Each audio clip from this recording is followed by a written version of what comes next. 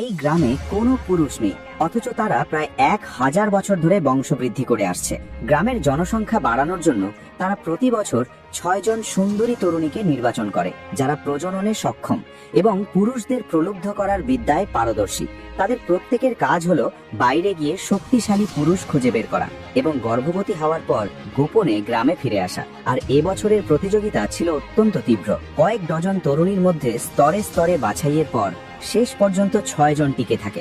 যাত্রার আগেই তাদের শিক্ষিকা সতর্ক করে দেন যে যদি কোনো ভয়াবহ পরিস্থিতির সৃষ্টি হয় তবে যেন তারা অবিলম্বে গ্রামে ফিরে আসে। তবে একটি শর্ত আছে, সবাইকে শুধু কন্যা সন্তান জন্ম দিতে হবে।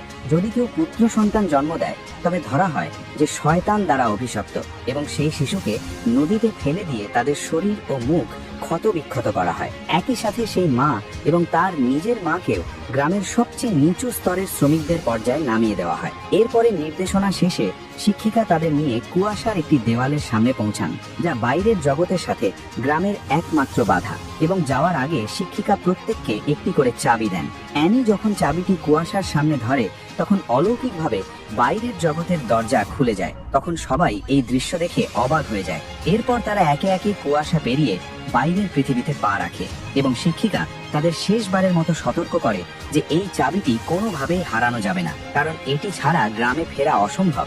মূলত বাইরের দুনিয়ায় এই চাবিটিকে স্বর্ণ বলা হয় এবং এটি সবাই পেতে চায়। এরপর 6 জন নারী একটি ম্যাপ নিয়ে তাদের গন্তব্যের দিকে রওনা হয়। দীর্ঘ পথ চলায় তারা একটি গোপন আস্তানায় পৌঁছায়। সেখানে তাদের অভ্যর্থনা জানানোর জন্য একজন বোবা নারী থাকে। সে তখন ইশারায় অনেক কিছু বোঝানোর চেষ্টা করলেও কেউ কিছু বুঝতে পারে না। অবশেষে সেই বুদ্ধিমতী লিসা তার সোনার চাবিটি বের করে দেখায়। মূলত এটিই ছিল তাদের গোপন সংকেত এবং তখন সেখানে তাদের একটি ঘরে নিয়ে সাজিয়ে গুছিয়ে দেওয়া হয়। তাদের একমাত্র লক্ষ্য যেহেতু পুরুষদের প্রলুব্ধ করা, তাই তাদের পোশাকও বদলে দেওয়া হয়। এরপর তারা একটি ম্যাপ নিয়ে একটি ছোট শহরের দিকে রওনা দেয়, যেখানে অনেক পুরুষদের সমাগম থাকে। তখনই পথে যেতে যেতে হঠাৎ তারা তাদের প্রথম শিকারের দেখা পায়। সবাই তখন উৎসাহ নিয়ে এগিয়ে যায়, কিন্তু দেখা যায় এটি একজন নোংরা মানুষ ও মদ্যপানে ভরপুর। তখন জীবনের প্রথম তারা পুরুষ দেখে কিছুটা ভয় পায়। লিসা তখন একটি লাঠি দিয়ে তাকে পরীক্ষা করতে যায়। একজন নারী তাকে আঘাত করে দেখে যে এই কি কদর্য শয়তান, যে একজন কুৎসিত এবং তার শরীর থেকে